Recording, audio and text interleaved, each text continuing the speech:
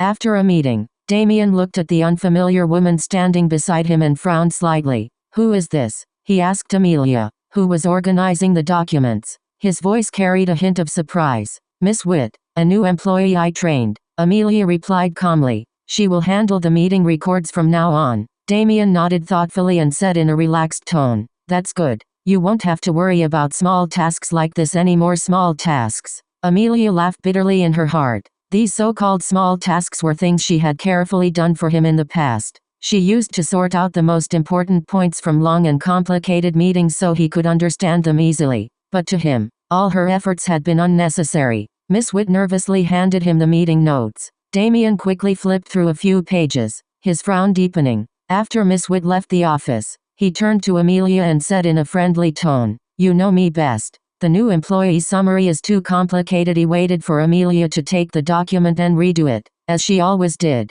But instead, she just smiled and said, "Give her a chance to improve." Damien looked surprised for a moment as if he felt uncomfortable, but he quickly returned to normal. Just then, his phone lit up with a message. Amelia glanced at the screen and saw an invitation to an engagement party from Damien's best friend. The message specifically said he should bring a female companion. "Do you want me to go with you?" Amelia's voice was soft, but there was a hidden meaning in her words. Damien's expression became conflicted. He reached out and pulled Amelia into his arms, speaking in a gentle tone. "That kind of event isn't for you. The people there are troublemakers.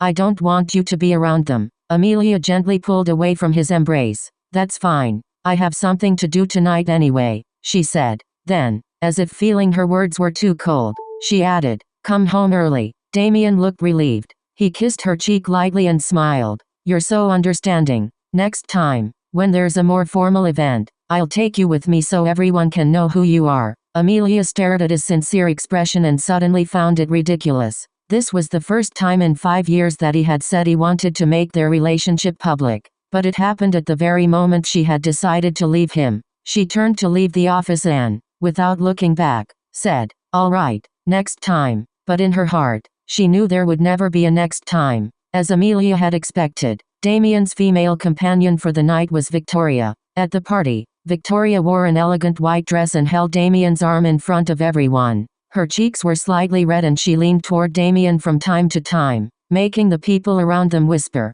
"Victoria looks more beautiful these days." Yes, she and Damien are a perfect match. No one mentioned their past as siblings. After all, Victoria was no longer legally part of the Charleston family. To outsiders, they were just a normal couple. After the party, Victoria, who was drunk, sat in the passenger seat of Damien's car. She held onto his sleeve and whispered, "Damien, I really don't want to go back to that hotel. Can I stay at your house until my divorce is final?" Damien tightened his grip on the steering wheel. His mind told him to refuse. If Amelia found out, it would be hard to explain. His family might even get involved. But when he saw Victoria's tearful eyes and slightly flushed face, he couldn't say no. He turned the car toward home. However, when he arrived, an unexpected scene was waiting for him. Amelia stood at the front door, talking to Julian Weston, a wealthy lawyer known for handling divorce cases. They were holding a document between them. Damien's heart suddenly pounded.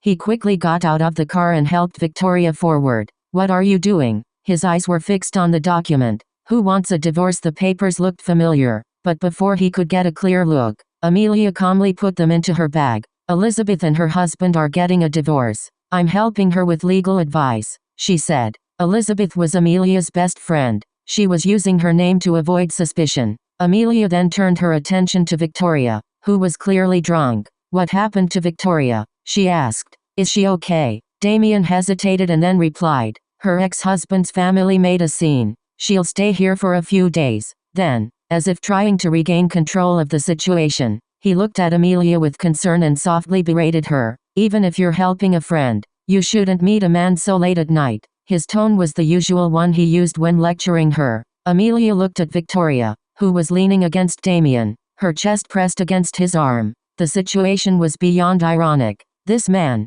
who treated her like a sister, treated his real sister like a lover. Julian suddenly smirked and said, "Now that I think about it, I haven't had th.